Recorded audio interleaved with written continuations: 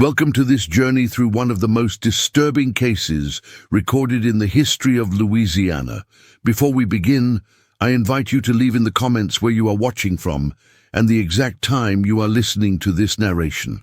We are interested to know which places and at what times of day or night these documented accounts reach.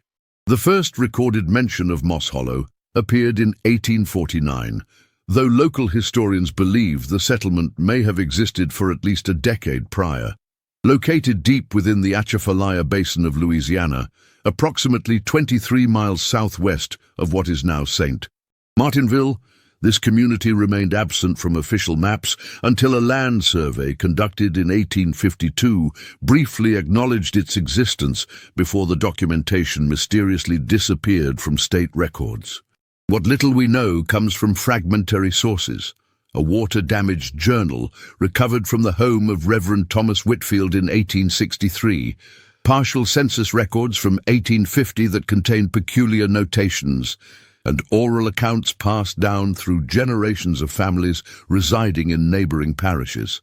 These stories speak of a place where runaway slaves established not just a hiding spot, but an entire community beneath the swampland, a network of subterranean dwellings connected by partially flooded tunnels and caverns naturally formed in the limestone beneath the mud. According to the Journal of Elias Montgomery, a cartographer who ventured into the region in 1854, the locals refused to guide me beyond the eastern ridge of cypress trees.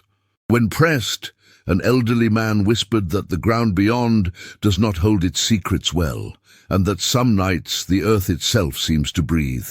Montgomery never completed his mapping expedition.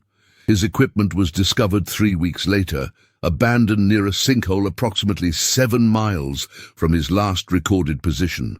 His body was never recovered.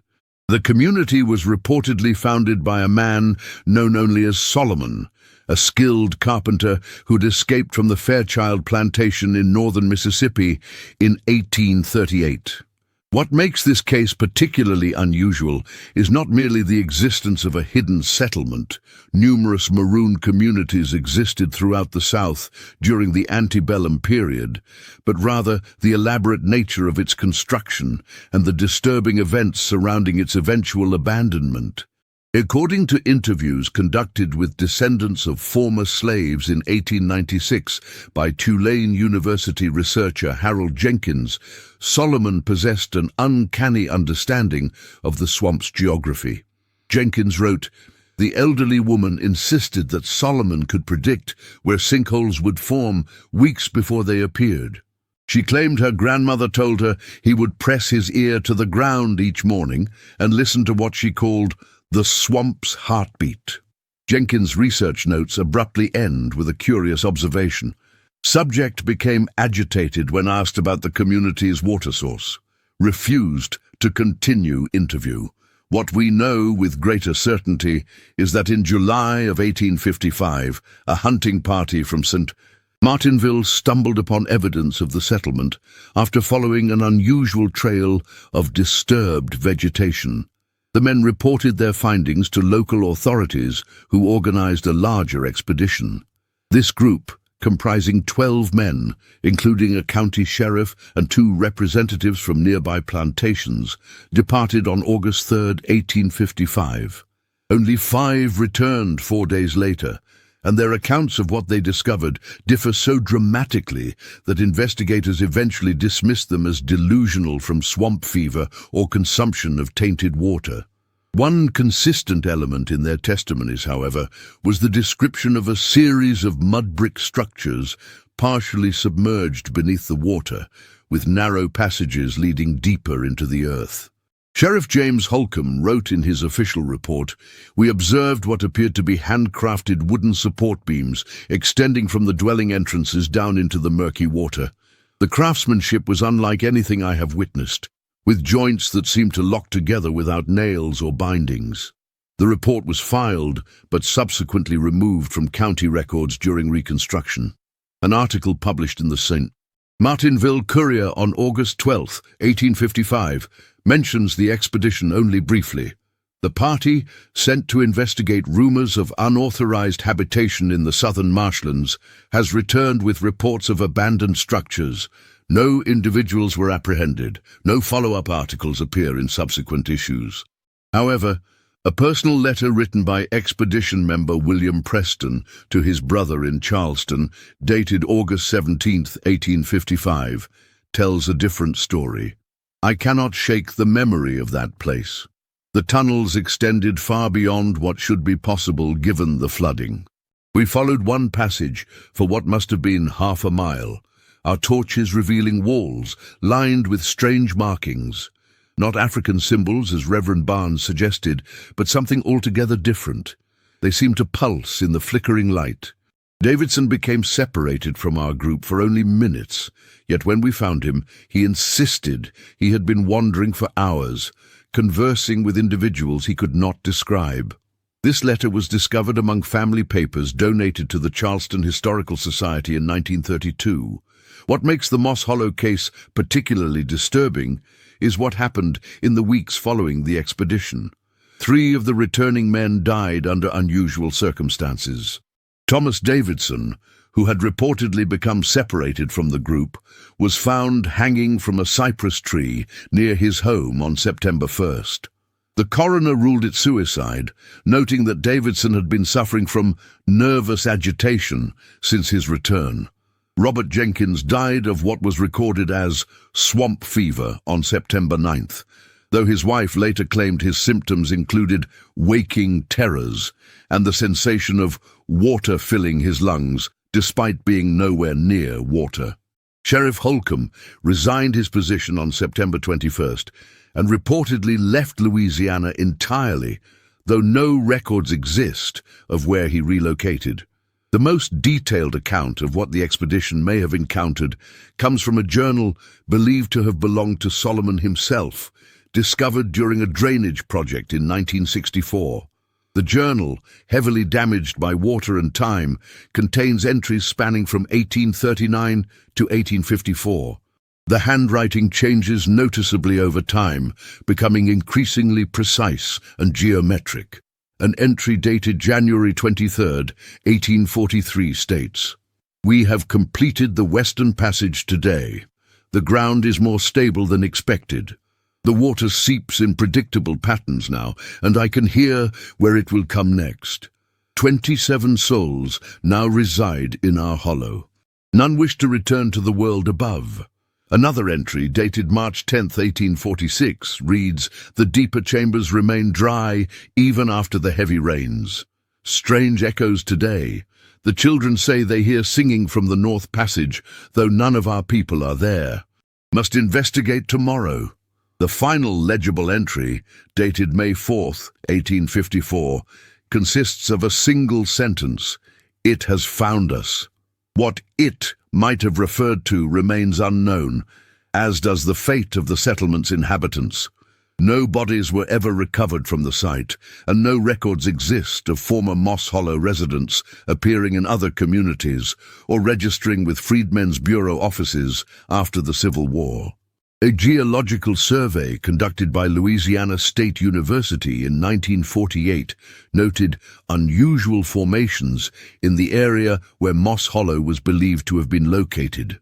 Professor Richard Garrett wrote, "The depression patterns suggest a network of chambers approximately 15 to 20 feet beneath the current swamp level. However, core samples indicate the presence of hardened clay not native to this region, almost as if the cavities had been lined with manufactured material. More puzzling are the traces of salt water found at this depth, despite being over 70 miles from the Gulf."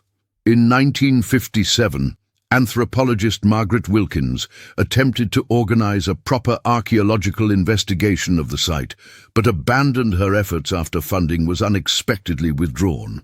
In her personal notes, later donated to Tulane University's archives, she wrote, "Department cited safety concerns after the second sinkhole formed near our equipment. Jenkins insists it was precisely where we had planned to begin excavation the next day. Hard not to see the timing as peculiar." What is perhaps most unsettling about the Moss Hollow case is not what was found, but what remains hidden. In 1968, during the height of the civil rights movement, historian Benjamin Carter published a controversial paper suggesting that federal authorities had deliberately suppressed information about Moss Hollow and similar communities. Carter wrote, "The narrative of helpless, dependent slaves waiting for liberation did not align with evidence of self-sufficient, organized communities operating beyond plantation boundaries. Moss Hollow represents not just a historical curiosity, but a challenge to established power structures." Carter's paper was largely dismissed by his colleagues, and he never published on the subject again. His research materials were reportedly damaged in a basement flood at Howard University in 1969. However, a former student of Carter's who requested anonymity during a 1982 oral history project claimed that Carter had received a package containing a small wooden box carved with unusual geometric patterns shortly before abandoning his research. The student stated, "He opened it while I was in his office. Inside was a single piece of parchment with what looked like a map and something else, something small that I couldn't see clearly. Whatever it was, it drained the color from his face. He asked me to leave immediately. The next day, he announced he was taking a sabbatical.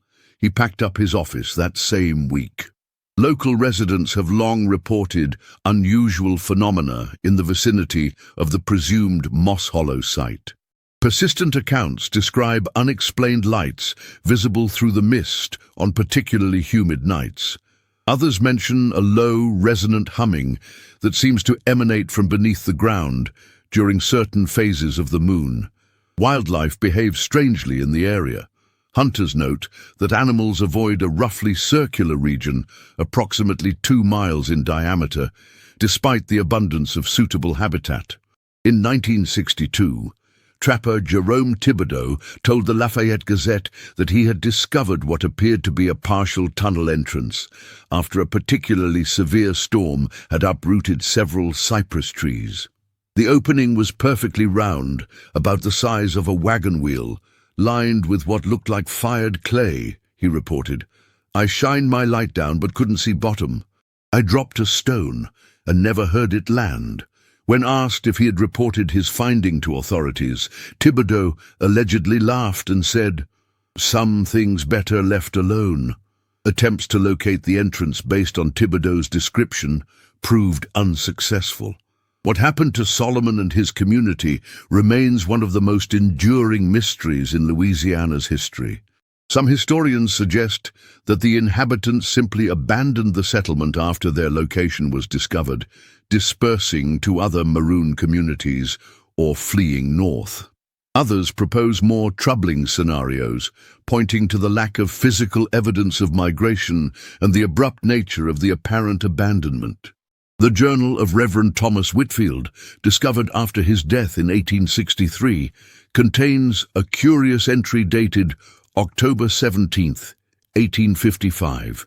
"Visited by a man today who claimed to have come from beneath the earth. His clothes were caked with a grey mud, unlike any I've seen in this parish.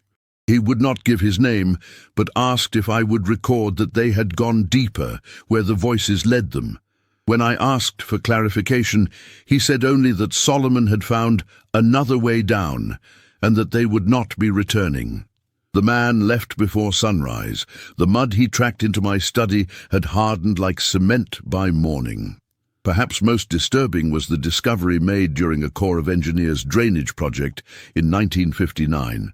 Workers uncovered what appeared to be a narrow vertical shaft, approximately 3 feet in diameter, extending downward into the bedrock. The walls of the shaft were lined with the same fired clay described in earlier accounts. Project supervisor Harold Williams reported that the shaft descended at least 60 feet before narrowing further, beyond the reach of their equipment. At the bottom of the accessible portion, workers recovered a single item, a hand-carved wooden box containing 27 small figurines, each depicting a human form in various poses. The figurines were carved from a dense black wood that botanists were unable to identify. According to Williams' report, the figurines were sent to the University of Louisiana for analysis. However, university records contain no mention of their arrival, and Williams' subsequent inquiries regarding their whereabouts were met with bureaucratic deflection. In a letter to his superior, dated March 3, 1960, Williams wrote, "I find it peculiar that no one can account for artifacts of such potential historical significance.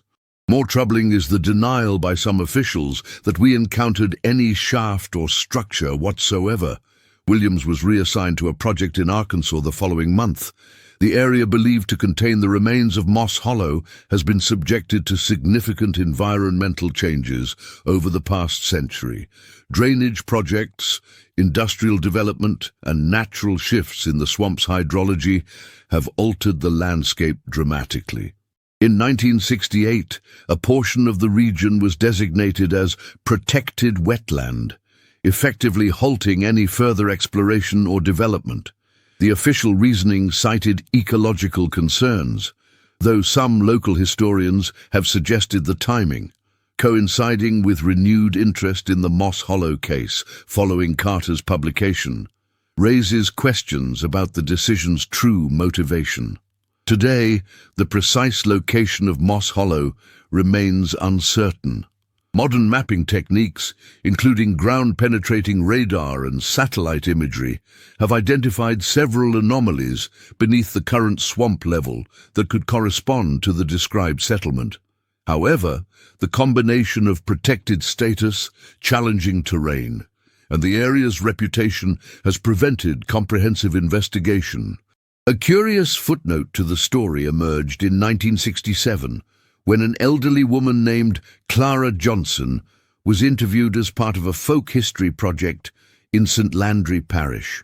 Johnson, then 93, claimed her grandmother had been among the original inhabitants of Moss Hollow. According to the transcript, Johnson stated, "Grandmama said Solomon wasn't building a refuge. He was building a doorway. They found something down there in the wet dark, something old. Older than slavery, older than America. It promised them freedom, but not the kind they thought." When asked to elaborate, Johnson reportedly smiled and said, "Some chains you can see, some you can't." The recording of this interview was catalogued in the Louisiana State University folklore collection, but was reported missing during an inventory conducted in 1968. The written transcript remains the only record of Johnson's testimony. She passed away in 1969, taking whatever additional knowledge she possessed to her grave. Perhaps the most rational explanation for the abandonment of Moss Hollow lies in the environmental conditions of the region. Geologists note that the area experiences periodic flooding and unstable ground conditions that would make long-term subterranean habitation challenging, if not impossible. The community may have succumbed to natural disaster, a collapse or sudden flooding, with survivors scattered and records lost to time. Yet this explanation fails to account for the more unusual elements of the case: the apparent sophistication of the construction, the lack of physical remains, and the consistent reports of inexplicable phenomena associated with the site. These aspects have fueled speculation ranging from the plausible to the fantastical. Some suggest that Moss Hollow represents evidence of advanced engineering knowledge among enslaved populations that has been deliberately obscured from historical record. Others propose more outlandish theories involving underground waterways leading to the Gulf, or even connections to indigenous legends of subterranean worlds. What can be stated with certainty is that something existed in the swamps southwest of St. Martinville, a community that left behind just enough evidence to confirm its presence, but insufficient information to paint a complete picture of its nature or fate. The fragmentary records, inconsistent testimonies, and physical anomalies create a historical puzzle that continues to resist solution. In 1954, historian Eliza Montgomery, no relation to the disappeared cartographer, wrote perhaps the most fitting assessment of the case. Moss Hollow represents a peculiar type of historical ghost, substantial enough to cast a shadow across documented history, yet insubstantial enough to evade definitive capture within our understanding. It exists in the margin between established fact and folklore, between the world we acknowledge and the world we sense but cannot name. On rare occasions, visitors to the Atchafalaya Basin report hearing unusual sounds emanating from beneath the murky waters, a rhythmic tapping that some have likened to carpentry tools or the construction of wooden structures. Park rangers dismiss these accounts as the natural sounds of the swamp, water movement, shifting timber, or the activities of wildlife. Yet the reports persist, particularly during the spring months when water levels fluctuate.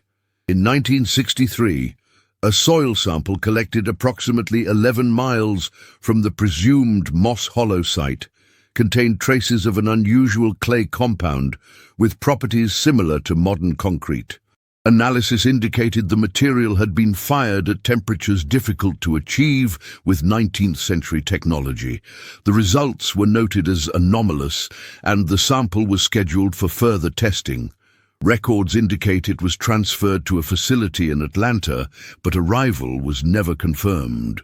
Local folklore has incorporated elements of the Moss Hollow mystery into broader narratives about the region. Some fishing guides speak of Solomon's Chambers when referring to particularly deep sections of the swamp. Others warn against venturing too far into certain areas after sunset, claiming that the boundaries between worlds grow thin when darkness falls over the water. The descendants of those who once lived near Moss Hollow maintain a curious tradition. When building new homes, some families place a small sealed clay box beneath the northeast corner of the foundation. When asked about this practice, many claim ignorance of its origin or purpose. Others offer vague explanations about keeping the ground solid or respecting what came before. The contents of these boxes remain a closely guarded secret, though rumors suggest they contain soil, small wooden carvings, or written messages. During particularly dry summers, when water levels in the basin drop significantly, local authorities report an increase in unauthorized expeditions into remote areas of the swamp.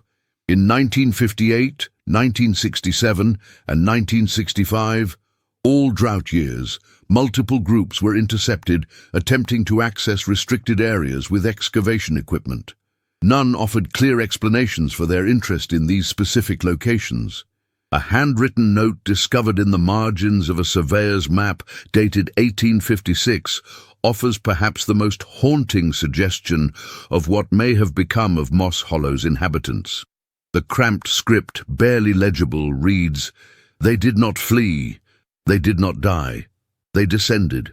The story of Moss Hollow remains incomplete, a historical fragment that refuses neat categorization or convenient explanation. What began as a search for freedom evolved into something else entirely, something that continues to evade full understanding more than a century later. The swamp keeps its secrets, buried beneath layers of mud, water, and time. Occasionally, something surfaces, a document, an artifact, an unusual geological finding that briefly illuminates a portion of the mystery before being reabsorbed into the greater enigma. Those who study the case today approach it with caution, aware of the pattern of disappeared evidence, abandoned research, and unexplained phenomena that has followed previous investigations. Some information remains deliberately withheld, passed down through family lines rather than submitted to academic scrutiny. "Some stories aren't meant for everyone to know," explained one elderly resident of St. Martinville in 1965 when asked about local knowledge of the settlement. "Some truths belong to those who earned them." The last official attempt to locate physical evidence of Moss Hollow occurred in 1967, when a team from the University of Louisiana conducted a limited survey using then-new sonar technology. Their equipment malfunctioned repeatedly, producing images described as inconsistent with known geological formations. The project was abandoned after less than a week, ostensibly due to budget constraints. 3 team members reportedly resigned their positions shortly afterward. Today, the area remains largely inaccessible, protected by both natural obstacles and legal restrictions.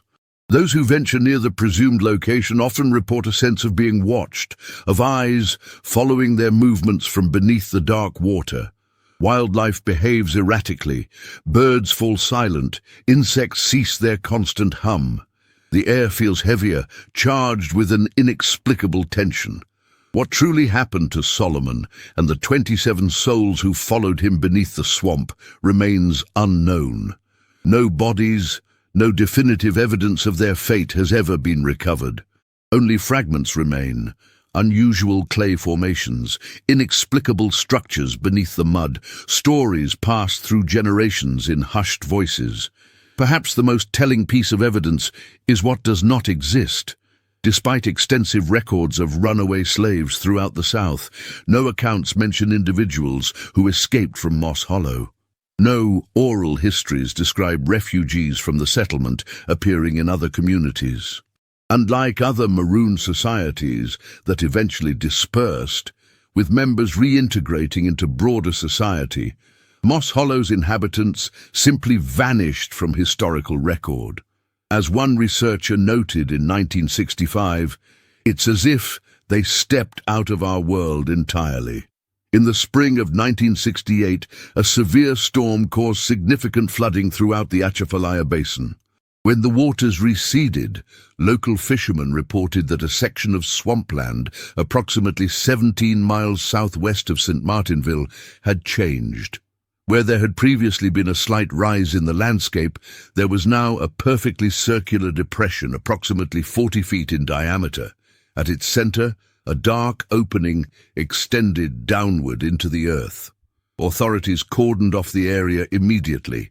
Official statements cited dangerous conditions and environmental concerns. No journalists were permitted access. 3 days later, the site was permanently restricted under federal wetland protection laws. No official explanation for the formation was ever provided.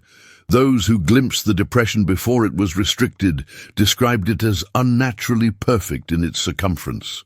One witness, speaking anonymously to a local newspaper, claimed to have seen markings around the rim, like writing, but not any writing I've ever seen. Another reported hearing a sound like singing emanating from the opening, but with no words I could make out.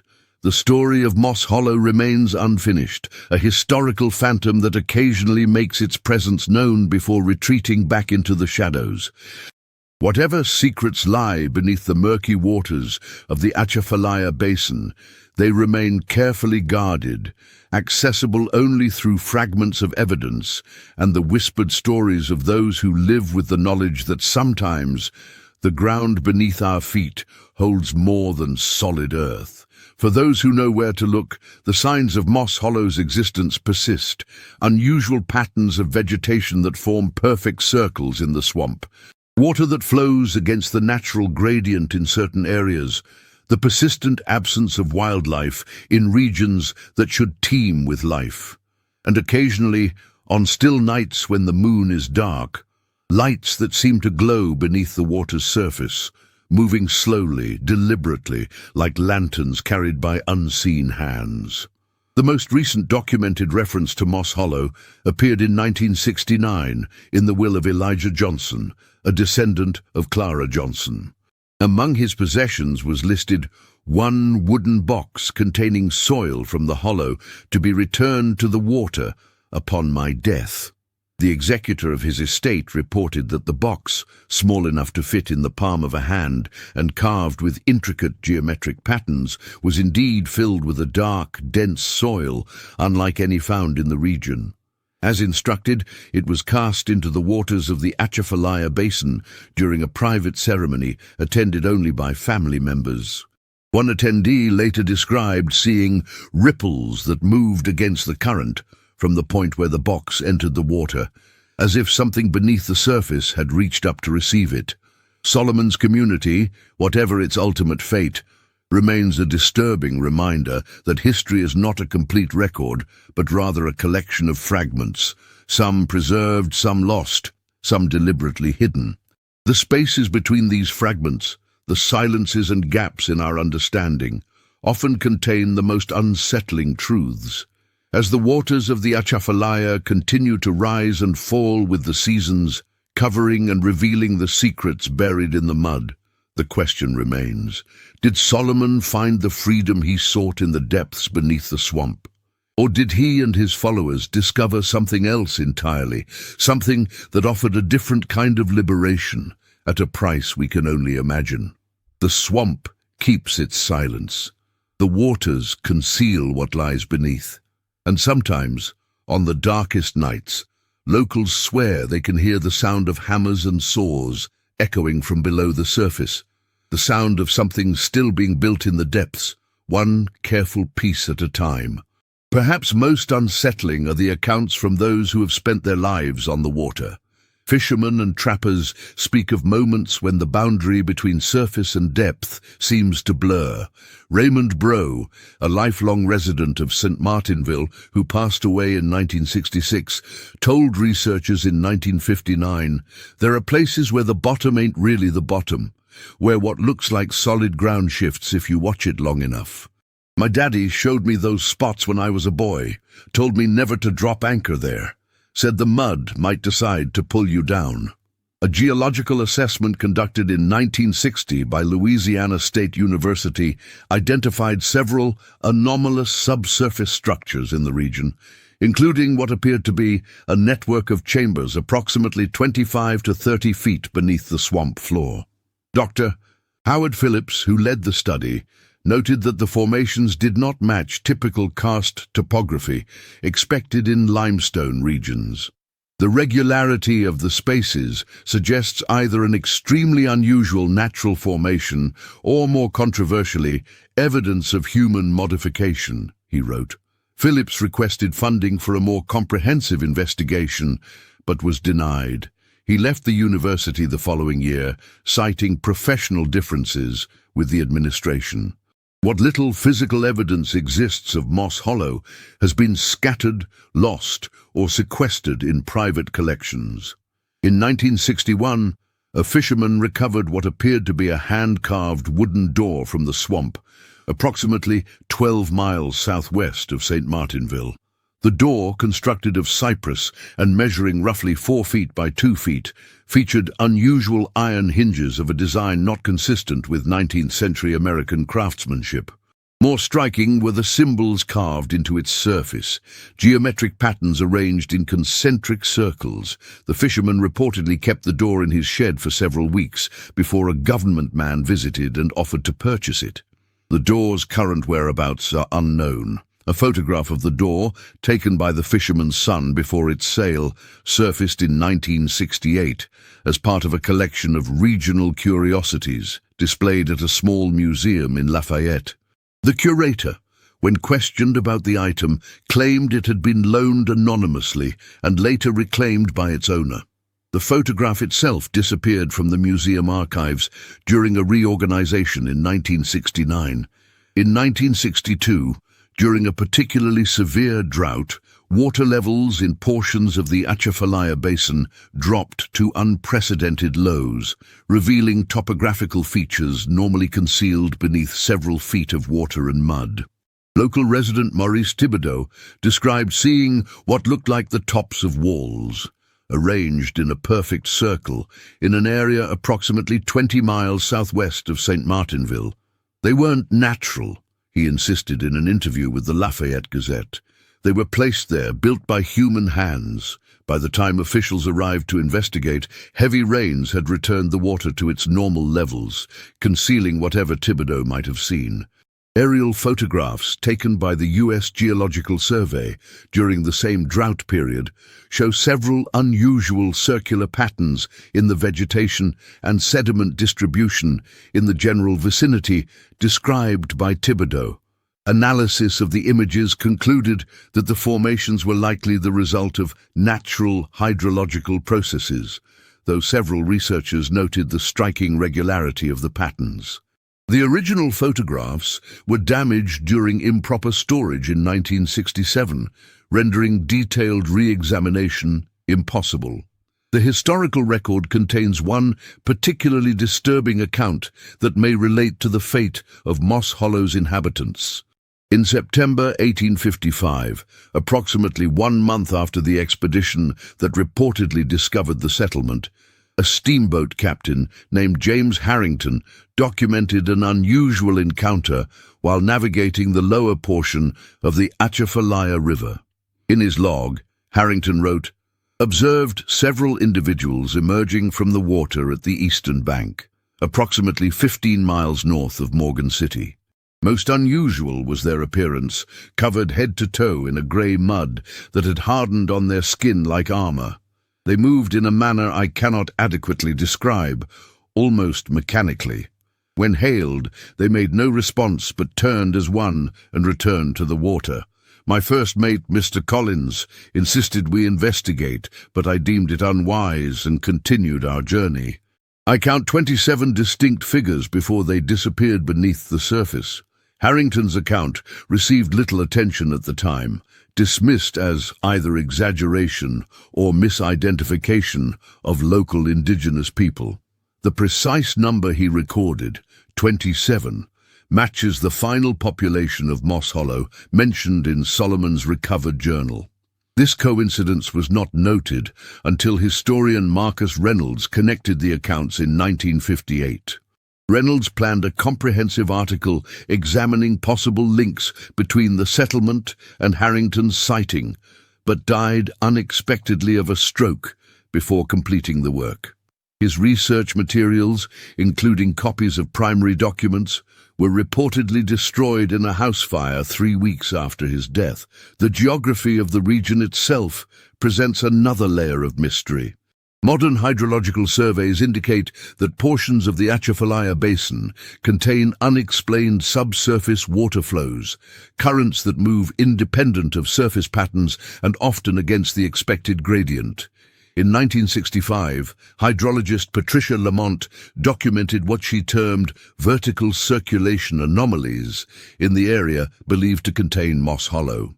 Water appears to be moving not just horizontally, but vertically through substrata in patterns that defy conventional hydrological principles, she wrote. More puzzling is the presence of water with high saline content at depths where freshwater should predominate. Lamont's research suggested the existence of previously unknown subterranean channels connecting to deeper aquifers, or possibly even to the Gulf of Mexico, despite being over 70 miles inland. Such connections could theoretically support the accounts of tunnels and submerged passages described in various historical documents related to Moss Hollow. Lamont planned further investigation but was reassigned to a project in Florida before completing her work. Her preliminary findings were filed but never published in academic journals. The historical context of Moss Hollow adds another dimension to its mystery. The period from 1830 to 1860 saw numerous Maroon communities established throughout the southern United States. Settlements of escaped slaves who created independent societies in remote, inaccessible areas. Most of these communities were eventually discovered and disbanded, their inhabitants recaptured or forced to flee further. Those that survived longest were typically found in mountainous regions or dense forests where natural barriers provided protection. What makes Moss Hollow distinctive is its purported subterranean nature. No other documented Maroon community attempted to establish permanent underground habitation, particularly in a swamp environment where flooding would present constant challenges. The engineering knowledge required to create stable structures beneath a swamp floor with functional drainage and ventilation systems would have been considerable. Yet historical records indicate that Solomon had worked as a carpenter and had no formal training in mining or subterranean construction. This discrepancy has led some researchers to suggest that the community may have discovered existing natural formations that they subsequently modified, rather than creating entirely new structures. The limestone substrate beneath portions of the Atchafalaya Basin could theoretically contain natural caverns, though such formations are not typically found in the region's geology. Another theory, proposed by geologist Richard Martinez in 1964, suggests that the settlement might have utilized sinkholes and natural depressions as starting points, gradually expanding them into more complex structures. Martinez pointed to unusual mineral deposits found in soil samples from the region as evidence of extensive human manipulation of the subterranean environment. His research was never published, and Martinez declined to discuss the topic in later interviews, citing only professional concerns. The fate of Solomon himself remains perhaps the most enduring question in the Moss Hollow mystery. No records indicate his capture or death, nor is there evidence that he emerged from the swamp to establish himself elsewhere. The last confirmed reference to him appears in his own journal, with the cryptic final entry, "It has found us." In 1960, an elderly woman named Sarah Williams, claiming to be a descendant of a family that had lived near the settlement, told a folklore researcher, "My great-grandmother said Solomon wasn't trying to hide from slave catchers in the end. He was trying to reach something he'd heard calling from the deep places.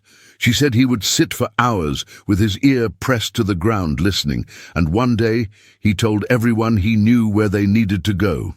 Williams could not or would not elaborate on what this destination might have been.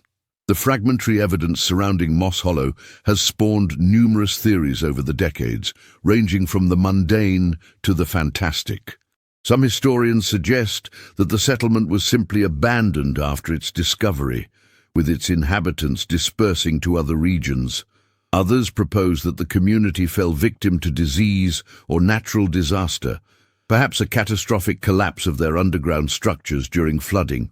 More controversial theories suggest deliberate concealment of evidence by authorities who found the settlement's existence politically problematic, or by private interests seeking to exploit resources discovered by the community.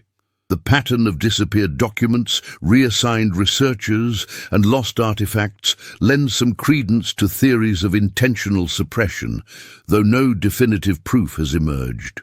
Perhaps the most unsettling aspect of the Moss Hollow case is the consistency with which those who investigate it eventually abandon their research. Historians, geologists, anthropologists, and journalists who have pursued the story in depth have frequently ended their inquiries abruptly, often leaving positions, changing fields of study, or refusing to discuss their findings. While professional setbacks and personal circumstances provide plausible explanations in individual cases, the pattern itself raises questions. Dr. Eliza Montgomery, who examined the case in the 1950s before suddenly redirecting her research toward Caribbean history, wrote in a private letter discovered after her death, "There is something about this particular story that resists examination. Each thread I pull seems to unravel something else entirely, something I am increasingly certain I do not wish to see in its entirety." Montgomery never published her findings on Moss Hollow, and her research notes were not found among her papers after her death in 1964. The physical landscape itself seems to resist investigation. Attempts to conduct thorough archaeological surveys have been hampered by environmental factors, flooding, shifting terrain, equipment failures. In 1963, a team from Tulane University planned an extensive examination of the area but abandoned the project after 3 members contracted an unusual illness characterized by disorientation, auditory hallucinations, and extreme sensitivity to light. Medical examinations found no known pathogen, and symptoms resolved after the individuals left the region. Local attitudes toward the Moss Hollow mystery reflect a complex relationship with this aspect of regional history. Many residents of parishes near the presumed site display a curious ambivalence, acknowledging the settlement's historical significance while expressing reluctance to discuss specific details. Some stories belong to the telling, not the writing down, explained one elderly resident in 1957 when asked why local oral traditions about Moss Hollow rarely appeared in written accounts. This reluctance extends to physical proximity as well. Fishing guides and trappers familiar with the basin often avoid certain areas, particularly after sunset. When pressed for explanations, many offer vague references to bad water or places where the bottom isn't right. Others simply state that some parts of the swamp don't welcome visitors, a sentiment echoed across generations of local inhabitants. In 1968, sociologist Dr. James Peterson noted what he termed a geographic taboo operating in communities surrounding the Atchafalaya Basin. There exists an unspoken but widely observed prohibition against entering or discussing specific areas, he wrote. This taboo appears strongest among families with the deepest historical ties to the region, suggesting it emerges from historical experience rather than superstition. Peterson's observation aligns with patterns seen in other communities with historical trauma, a collective agreement to avoid certain topics or places associated with disturbing events. The environmental changes to the region over the past century have further complicated attempts to unravel the mystery. Logging operations, oil and gas exploration, flood control measures, and natural shifts in the basin's hydrology have altered the landscape significantly. What might have once been identifiable landmarks or access points have been obscured or destroyed entirely. The swamp reclaims and transforms, burying the past beneath layers of silt and vegetation. Yet despite these changes, the stories persist. They surface in family histories, in the cautious warnings passed from one generation of swamp guides to the next, in the inexplicable gaps in official records. They emerge in the consistent accounts of unusual phenomena associated with specific areas of the basin, areas that correspond, however roughly, to the presumed location of Moss Hollow. In 1963, a hunter named Joseph Martin reported finding what appeared to be a wooden post protruding from the water in a remote section of the swamp. The post, approximately 4 inches in diameter and extending 2 feet above the water's surface, was carved with symbols similar to those described on the door, recovered in 1961. Martin marked the location on his map, but when he returned the following day with a camera, the post had disappeared. He told the St. Martinville Courier, "It wasn't broken off or washed away. The water where it had been was perfectly still, like nothing had ever disturbed it. But I know what I saw." In 1967, during construction of a pipeline approximately 15 miles from the presumed Moss Hollow site, workers uncovered what appeared to be a wooden structure beneath approximately 12 feet of sediment. According to the foreman's report, the structure consisted of interlocking cypress beams formed into a square frame approximately 8 feet on each side. Inside the frame, workers discovered several artifacts: a hand-forged iron tool resembling a chisel, fragments of pottery with unusual geometric designs, and what appeared to be a journal or ledger, its pages fused together by moisture and time. The items were collected by a representative from the company's legal department, ostensibly for transfer to appropriate authorities. No record exists of their arrival at any museum, university, or government office. When questioned later, company officials stated only that items of potential historical interest had been properly processed according to company policy. The workers who made the discovery were transferred to other projects within weeks. The most recent significant development in the Moss Hollow case occurred in 1968, when heavy spring flooding altered water flow patterns throughout the Atchafalaya Basin.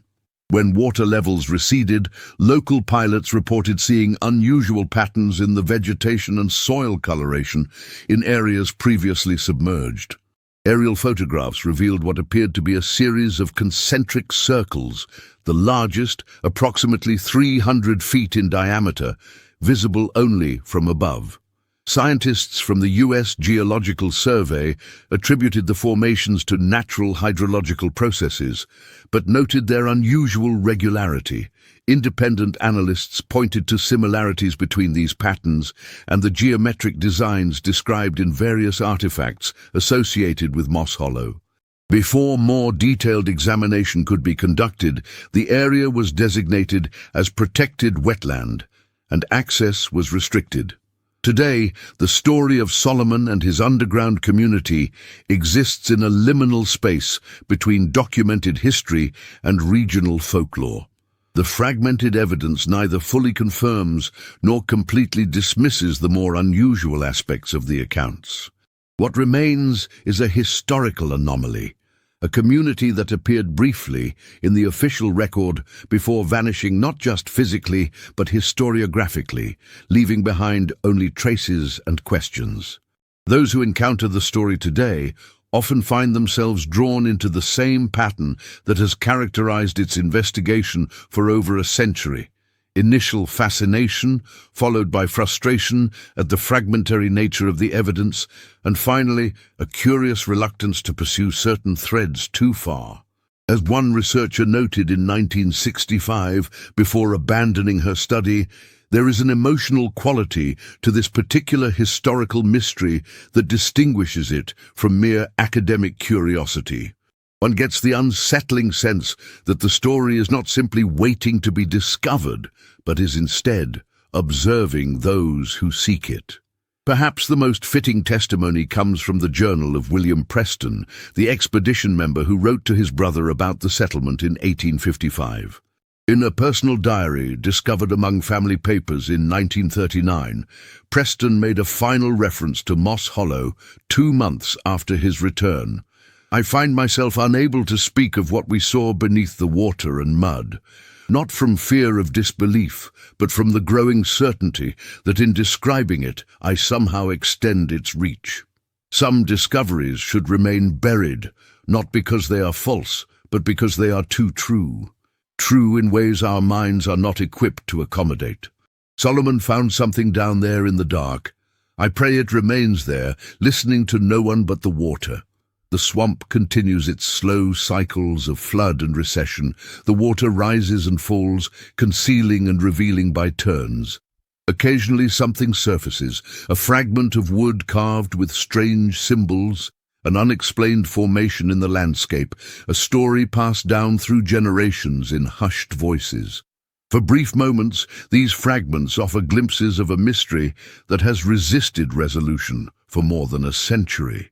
Then the water rises again, the mud settles, the swamp reclaims its secrets, and somewhere beneath the dark surface, in chambers carved from mud and clay and human determination, the story of Solomon and his people continues, a history written not in books or official records, but in the spaces between what is known and what remains hidden.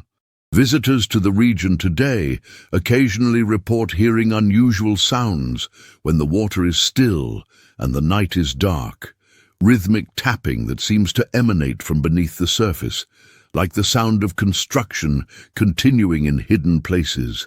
Others describe a sensation of being watched from below, of eyes following their movements from beneath the murky water. Park rangers and wildlife officials dismiss such accounts as the product of imagination influenced by local legends, or as misinterpretation of natural phenomena, the movement of submerged logs, the activities of nocturnal wildlife, the complex acoustics of the swamp environment. Yet the reports persist, decade after decade, with remarkable consistency. Perhaps Solomon and his community indeed found what he sought when he first led them into the swamp, not merely a refuge from the world that had enslaved them, but a passage to somewhere else entirely. Perhaps the 27 souls who vanished from historical record continue their journey still, in places beyond our understanding. Or perhaps the truth is simpler, but no less haunting. A community that created something extraordinary, only to have their achievements systematically erased from official history, preserved only in fragments and whispers.